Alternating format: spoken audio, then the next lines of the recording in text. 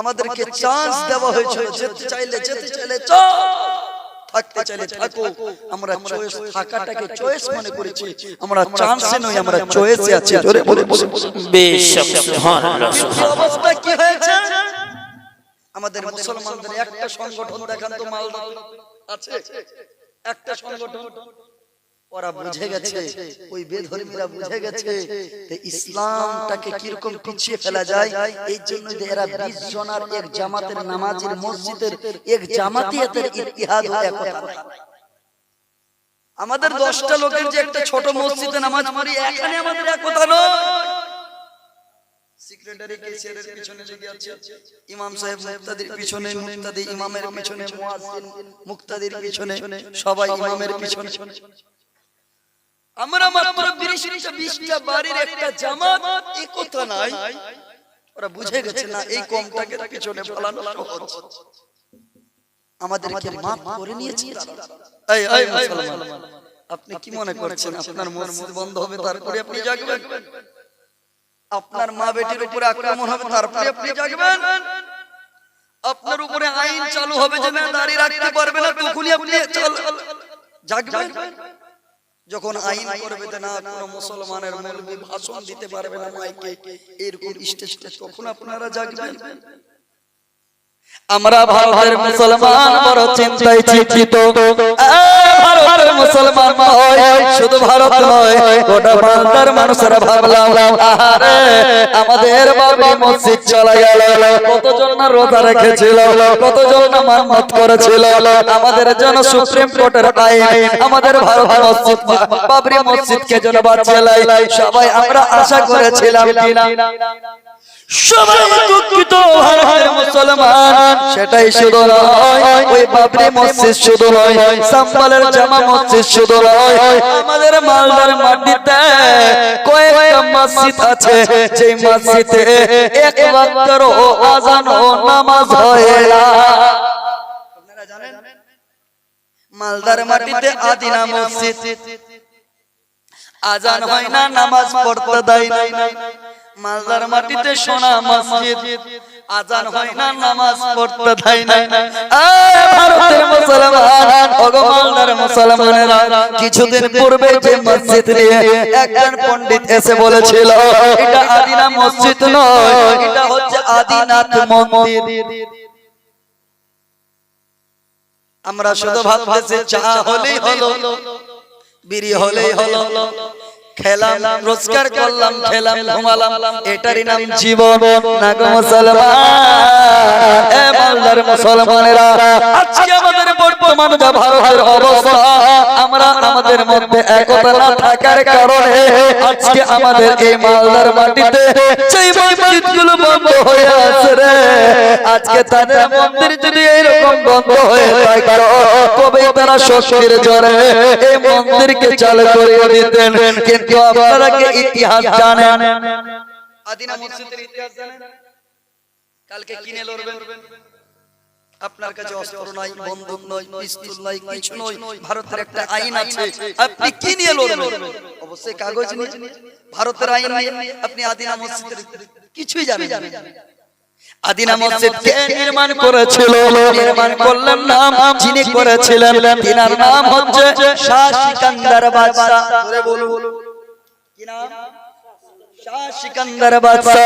এই শাহ সিকান্দার বাদশা জিনার রাজত্ব, জিনার রাজধানী, জিনার রাজপ্রাসাদ ছিল মুর্শিদাবাদের মাটিতে। এই শাহ সিকান্দার বাদশা আদিনা মসজিদ কেন বানিয়েছিলেন? মনে রাখবেন মুসলমানেরা, শাহ সিকান্দার বাদশাকে আল্লাহ একটা বড় রোগ দিয়েছিল, এমন একটা বিমারি দিয়েছিল যেই রোগটা তিনার পেচ্ছাপ পায়খানার রাস্তা দিয়ে টাটকা তরুতাজা রক্ত প্রবাহিত, রক্ত যাচ্ছিল, রক্ত থামে না। সেই মানুষ আর মনে ভাবছে এই বাদশা রাজা বলছে আমি আর বাঁচবো না। ডাক্তার দেখানো হলো, বড় বড় চিকিৎসক দেখালো, বড় বড় ডাক্তার দেখালো, বড় বড় হাকিম দেখালো, বিদেশ থেকে বড় বড় ডাক্তার দেখিয়ে এই শাহ সিকান্দার ভালো হয় না। শেষের বেলায় একজন আল্লাহওয়ালা ফকিরকে বলে, ওগো আল্লাহওয়ালা, আমার এই রোগ কেমন করে ভালো হবে? একজন বড় ডাক্তার বলতেছে, আল্লাহর ওলি আল্লাহ ওয়ালা বলতেছে, সিকান্দার বাদশা, তুমি যদি সুস্থ হতে চাও, এই রোগকে ভালো করতে চাও, একটা তোমাকে পদ্ধতি বলি। বলে কি? ছোট বাচ্চাকে জবাই করতে হবে, আর ওই বাচ্চার কলিজা রান্না করতে হবে, আর কলিজার ঝোল তোমাকে পান করতে হবে। বাচ্চার কলিজার ঝোল যদি খাও, আল্লাহ তোমার এই রোগ থেকে শিফা দিয়ে দিবে। যখন কথাটা শুনলেন, সঙ্গে সঙ্গে সিকান্দার বাদশা নিজের সেনাপতিকে এবং নিজের ওজিরকে বলতেছে, এই আমার ওজির, এই আমার ওজির, শুনো, দেখো উত্তর দিনাজপুরের মাটিতে দেখো একটা বাচ্চা বিক্রি করবে, আমি সুস্থ হতে চাই। বাচ্চা যখন খোঁজে উত্তর দিনাজপুর গেল, কে আছে নিজের ছেলেকে জবাই করতে দিবে? দক্ষিণ দিনাজপুরে গেছে, মালদাতে গেছে, বীরভূমে গেছে, ঝাড়খণ্ডে গেছে, কাঠিয়ারে গেছে, পূর্ণিয়াতে গেছে, কেউ বাচ্চা দিতে রাজি নয়। শেষবেলায় মুর্শিদাবাদে একজন বাচ্চা মাদ্রাসার ছাত্র, কোরআনের হাফিজ সাহেব, কোরআন ছোট বাল্যকালে পড়তেছে, কোরআন হাফিজ করে নিয়েছে, দৌড় করতেছেন। ওই বাচ্চার বাবা নাই, মাও নাই, চাচা তাকে পড়াচ্ছে। ওই চাচা যখন শুনতে পেয়েছে অনেক টাকা দিবে রাজা বাদশা, শাহ সিকান্দার বাদশা, এই বাদশার কাছে আমার ভাতিজা বিক্রি করে দি, গুপ্ত ভাবে গেল, টাকা নিয়ে চলে আসলো। মাদ্রাসা থেকে বাচ্চাকে সাজিয়ে গুজিয়ে যখন রাজা নিজ প্রাসাদে নিয়ে এসেছে, নিজ দরবারে এনেছে, বাদশা এখন খুশি। আরে আমি ইতিম হলাম, ছোট কাল থেকে বড় হয়েছে, ভালো ভালো দুটো খেতে পাইনি, কোনোদিন ভালো করে মাংস খেতে পাইনি, কোনোদিন ভালোভাবে কোনো দুইটা খাদ্য পাইনি। আজকে রাজার বাড়িতে থাকবো, আমি ভালো খাবো, ভালো আমি পরবো, ভালো আমি উড়বো। এই বাচ্চা যখন নিয়ে আসা হয়েছে, রাত্রি বেলায় আনন্দ হয়ে বাচ্চা ঘরে যখন খাবার দিতে দাসী গেছে, বলছে, দাসী বলছে, লে বেটা লে, শেষবারের মতো খেয়ে। বাচ্চা বলছে, এ দাসীমা কেমন কথা বলছেন? শেষবারের মতো মানে?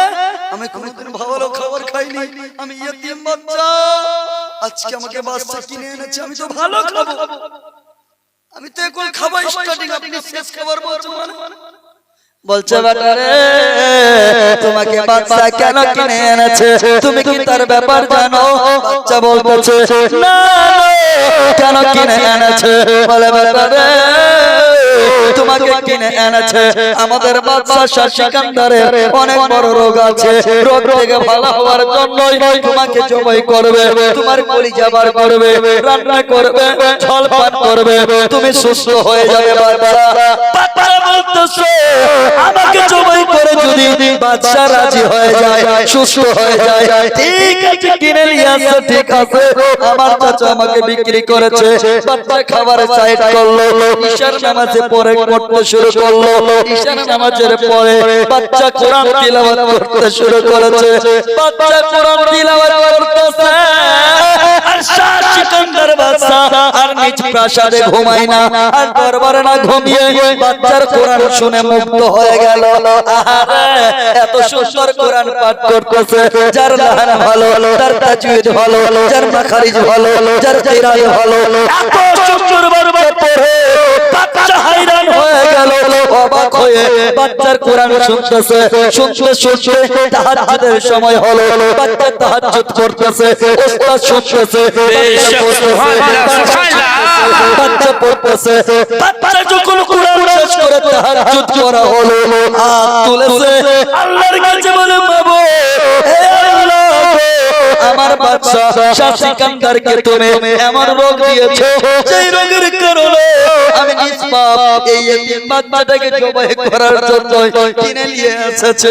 আল্লাহ গো, তুমি রোগ যদি না দিতে আমাকে জবাই করতো না। আমার বাদশা যে আমাকে জবাই করার জন্য এনেছে, আল্লাহ গো, আমার এই বাদশা শাহ সিকান্দারকে আমাকে জবাই করার আগে তুমি সুস্থ করে দাও। বেশক সুবহানাল্লাহ। হাত তুলেছে, হাত নিচে নামার পূর্বেই বাদশার বিমারি শিফা হয়ে বেশক যখন সুস্থ হয়েছে সকালে বেলায় বাচ্চাকে গোসল টোসল দিয়ে যখন নিয়ে আসবে একে জবাই করার জন্য, যখন নিয়ে আসবে বাদশাকে বলছে বাদশা একে গোসল করে রেডি করলাম জবাইয়ের জন্য করব। বাদশা বলছে না না। বলে কেন? বলছে এই জন্যই যে এই বাচ্চাকে তোমরা সাধারণ বাচ্চা মনে করিও না। এই বাচ্চা রাত্রি বেলায় সারা রাত কিছু না খেয়ে দিয়ে কুরআন তিলাওয়াত করছিল, তাহাজ্জুদ পড়েছে, আমার জন্য দোয়া করেছে। এই বাচ্চার দোয়ার কারণে আমি সুস্থ হয়ে গেছি। সুবহানাল্লাহ হয়ে গেছে। এই সুস্থতার কারণে আমি এই বাচ্চার জবাই করব না। বলছে তাহলে করব কি? বাচ্চা যেখানে ছিল দিয়ে আসি। বলে না। বলছে তাহলে কি করব? বলছে এই তালমিলি মেয়ে হাফিজ সাহেবের সঙ্গে আমি নিজের মেয়ের বিয়ে দিয়ে দিব। জোরে বলে বেশক বেশক কালের যদি কারো মেয়ের যদি বিহার কোনো প্রস্তাব আসে ওই মৌলভী সাহেব, মৌলভী সাহেবকে হাফিজ সাহেবকে অনেকে নিয়ে দিতে চায় না। লড়কি আল্লাহু আকবার। আজকালের মেয়েরাও এমন হয়ে গেছে জানেন, আজকে আমাদের মুসলমানের ঘরের মেয়েরা ফেসবুকে স্ট্যাটাস দেয়, জি ফেসবুকে ফটো ছাড়তেছে, ফেসবুকে রিয়েল ভিডিও বানাচ্ছে। এরা ফেসবুকে এসে নোংরা নোংরা ভিডিও পোস্ট করতেছে। আর এরা কিছু এমন বুদ্ধু আছে আমাদের ছেলেরা, এরা নতুন বিয়ে করলো বইয়ের ছবি স্ট্যাটাস, শালীর ফটো একবারে ফেসবুকে ছাড়ছে, ভাতিজির ফটো ফেসবুকে, ভাবির ফটো ফেসবুকে, মামাইতো বহিনের ফটো ফেসবুকে, খালার বেটি বহিনের ছবি ফেসবুকে। আল্লাহ, এই এই এই যুবক, কি মনে করতেছো মুসলমানের মেয়েরা এত সস্তা হয়ে গেছে, তাদের কোনো ইজ্জতের তুমি দাম দিতে চাও না? কেমন তুমি এই মুসলমান অত সহজ মনে করিও না বেটি। আল্লাহ তোমাদের ইজ্জতে এত বৃদ্ধি করেছে, আমার নবী তোমাদের সম্মানে এত বাড়িয়ে দিয়েছে।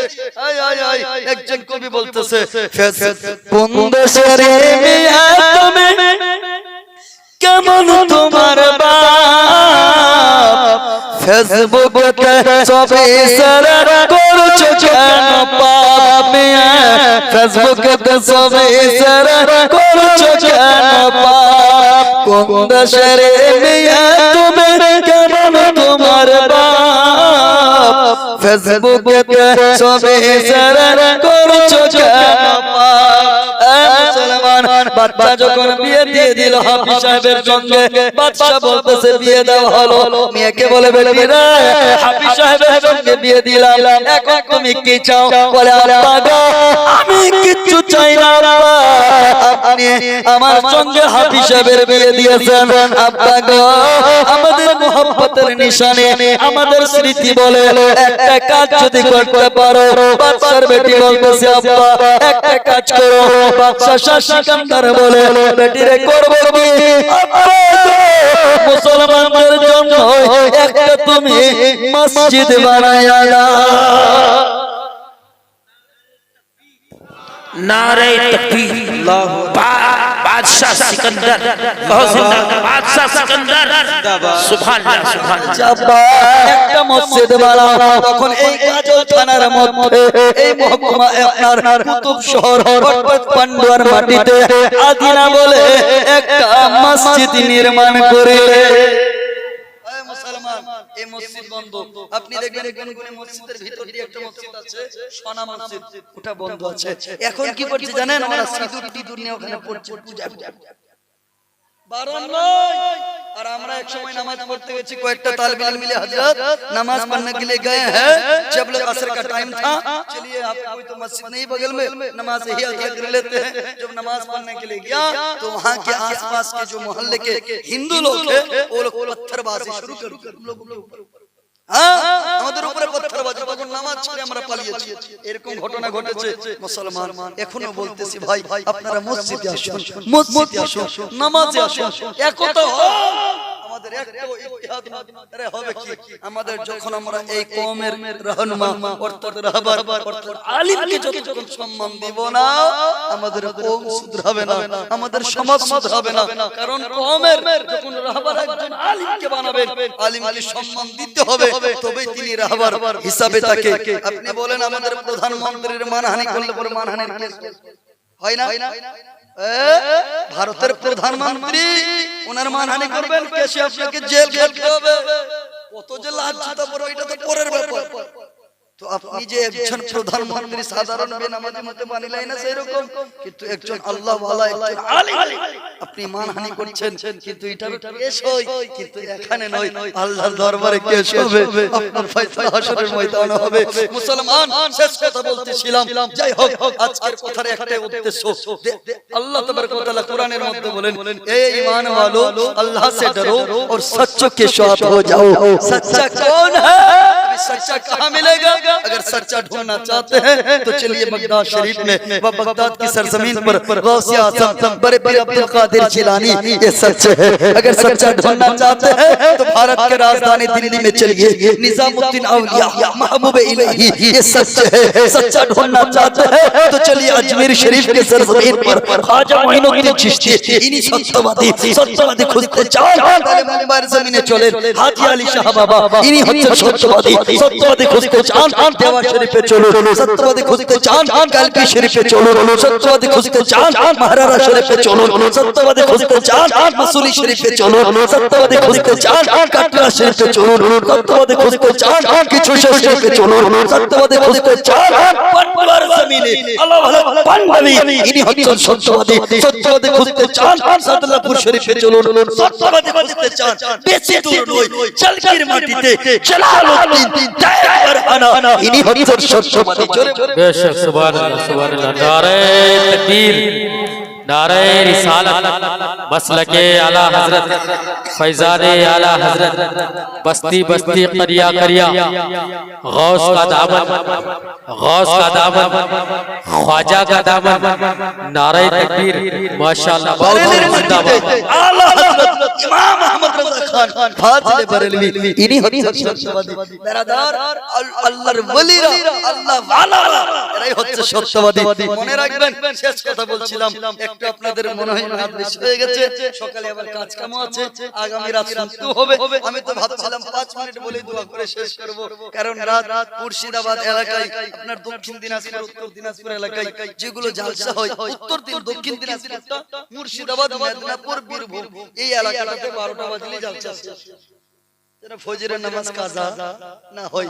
মুসলমান মনে রাখবেন, আজকে আমরা এত আল্লাহর নিকৃষ্ট বান্দা হয়েছি না, আমরা খাবার আগে বিসমিল্লাহ পর্যন্ত পাঠ করি, খাবার পরে আলহামদুলিল্লাহ পর্যন্ত বলি না। এই মুসলমান, আল্লাহ তোমাকে কেন পাঠিয়েছে একটু লক্ষ্য করেন তো, একবার ধ্যান দেন, আমার দিকে একটু মনটা নরম করে শুনুন। যখন আমাদের এখানে আমার উস্তাদে গ্রামে যখন 10টা তালিব ইলমকে একটা রুমের মধ্যে ডাকবে, ডেকে বলছে তোমরা যাও, 10 জন তালিব ইলম আছে, এই তোমরা চলে যাও, এই আরব আলী শাহী তুমি থাকো, সবাইকে পাঠিয়ে দিল। আমি বলবো হাজির সবাইকে পাঠালাম, কি বলবেন আমাকে বলুন তো, একটা কারণ আছে। এখন আপনারা সবাই শুনেছেন না যে বাচ্চা জন্ম নেবার 2 দিন পরেই মারা গেছে, শুনেছেন? ও এলাকায় শুনেন বাচ্চা জন্ম মায়ের পেটেই মারা গেছে। আপনারা এটাও শুনেছেন বাচ্চা জন্ম নিল 2 ঘন্টা জিন্দা থাকলো, ওয়াও মা করে কাঁদলো, 2 ঘন্টা পর বাচ্চা মারা গেছে। আপনারা এটাও দেখেছেন বা শুনেছেন বাচ্চা জন্ম নেবার 7 দিন পরে মারা গেছে। আপনারা এটাও দেখেছেন বাচ্চা জন্ম নেবার 6 মাস পরে মারা গেছে। আপনারা এটাও দেখেছেন 6 বছরের বাচ্চা মারা গেছে। আপনারা এটাও দেখেছেন 15 বছরের বাচ্চা মারা গেছে, 20 বছরের যুবক মারা গেছে। এখন দেখেন সবাইকে আল্লাহ তাআলা নিল, এই 5 বছরের বাচ্চা আল্লাহ নিল, সমস্ত বাচ্চাকে নিল। এখন দেখুন আপনি আল্লাহকে জিজ্ঞেস করুন, আল্লাহ আমার বয়স হয়ে গেল 40 বছর, আমাকে কেন না, আমাকে কেন নিলে না? ওই 2 বছরের বাচ্চার মতো তো নিতে পারতে, ওই 6 মাসের বাচ্চার মতো নিতে পারতে, আমাকে কেন রাখলে? আল্লাহ একে ডাকলে সবাইকে বার করে দিলে, আমাকে রাখছো কেন? কি কারণ? উদ্দেশ্যটা কি? একবার আল্লাহকে জিজ্ঞেস করো না, আল্লাহকে জিজ্ঞেস করো না, আল্লাহ কেন তুমি তো 4 বছরের বাচ্চা নিতে পারলে, আমাকেও তো নিতে পারতে, তুমি তো কাদির, তুমি তো কুদরত রাখো, আল্লাহ কেন আমাকে রাখলে? 40 বছর হয়ে গেছে। আল্লাহ বলছে বান্দারে, ও বান্দা তোমাকে রেখেছি শুধুমাত্র তোমার অপেক্ষা করতেছি কখন তুমি তওবা করে আমার দিকে ফিরে আসবে। জোরে আমার দিকে ফিরে আসো। আপনি জানেন উত্তরপ্রদেশ প্রতাপগড় ওখানকার একজন অনেক বড় ধনী ব্যক্তি ওই মানুষ যখন একজন দিল্লির অ্যাপোলো হসপিটালে ভর্তি আছে, ভর্তি হবার পরে ডাক্তার বলছে এই তুমি আর বাঁচবে না, বাড়ি ঘুরে চলে যাও, একে ফিরে নিয়ে যাও। বলে কেন?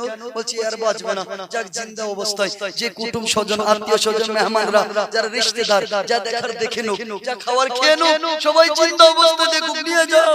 যখন নিয়ে যাচ্ছে তার যখন ট্রিটমেন্ট বিল করতে গেছে তো দেখতেছে তার অক্সিজেন বিল হচ্ছে 60,000 টাকা। কত? 60,000 টাকা। যখন বিল দেখেছে পেশেন্ট, ওই রোগী ব্যক্তি যখন দেখেছে ঝটঝট করে কাঁদতে শুরু করেছে। ডাক্তার বাবু বলছে কাঁদছেন কেন? ঠিক আছে বিল বেশি হয়েছে, 10,000 মাফ করে দিলাম, আপনি 50,000 দিবেন। বলছে না না না না না, আরো কাঁদছে। বলে কাঁদিয়েন না, 40,000 দিবেন। তখন পেশেন্ট বলতে লাগলো, ওই অসুস্থ ব্যক্তি বলতে